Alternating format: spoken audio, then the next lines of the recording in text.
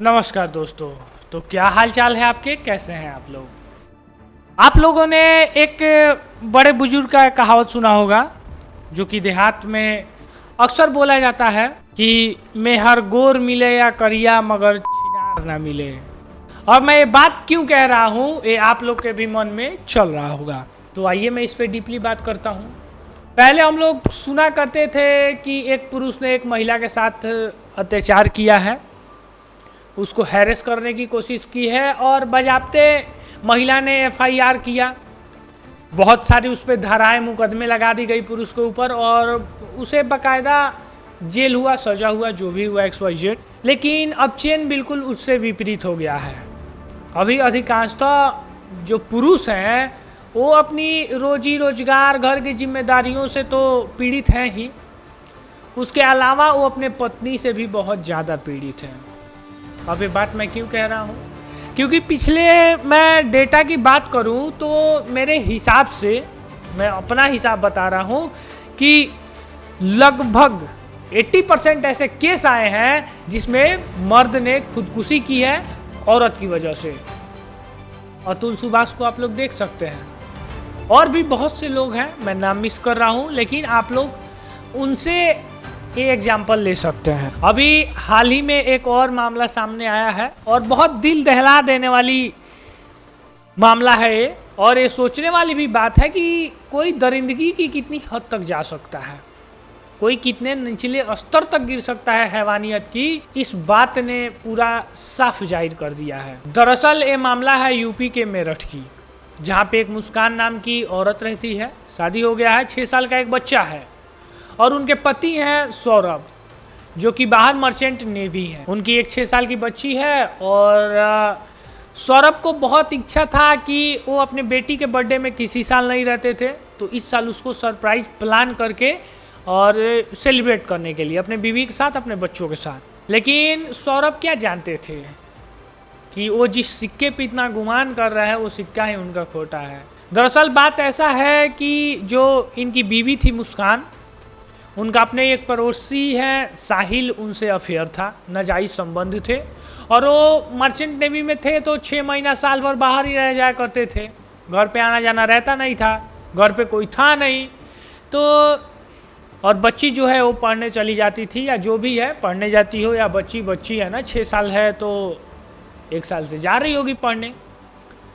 उसके बाद में ये जो सौरभ की बीवी है और जो पड़ोसी है, ये लोग रंगरलिया मनाते थे, अपना जो भी है फ्यूचर प्लान करते थे एक दूसरे के साथ। जबकि मुस्कान ये भूल गई थी कि वो शादीशुदा है और एक पवित्र रिश्ते में बंध चुकी है, क्योंकि हमारे वेद और शास्त्र के अनुसार बताया जाता है पति पत्नी से पवित्र रिश्ता कोई नहीं होता है। लेकिन अफसोस कि इसको भी लोग संसार कर दे रहे हैं। 4 तारीख को सौरभ घर आते हैं, वो अपने वाइफ को सरप्राइज देने के लिए, अपनी बेटी को सरप्राइज देने के लिए, लेकिन उनकी जो पत्नी है मुस्कान, वो पहले से अपने प्रेमी के साथ प्लान बना के दरवाजे के पीछे प्रेमी को चाकू थमा के बजाते और रोकी हुई थी।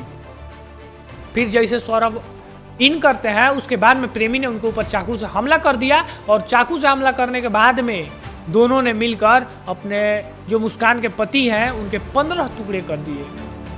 और यहाँ दिमाग देखिए किस हद तक जा रहा है, और यहाँ विश्वास का गला घोटा जा रहा है कि 15 टुकड़ा करने के बाद में उसको एक ड्रम में भर के और सीमेंट से पैक कर दिया गया, यानी सीमेंट का जो घोल है उसको बना के डाल दिया गया। बाद में धीरे धीरे यह मामला पुलिस तक पहुंची, और उसके बाद में जो ये प्रेमी जो जुगल जोड़ा था वो लोग हिल स्टेशन पे हनीमून मनाने चले गए। फिर जब धीरे धीरे सौरभ का लापता होने का खबर जब पहुंचा कि रे आखिर में बंदा तो घर पे आया था, फिर वो चला कहाँ गया, तब जाके जो मुस्कान के घर वाले हैं उन्होंने पुलिस में कंप्लेंट किया कि हमारे जमाई जी नहीं मिल रहे हैं जब से आए हैं।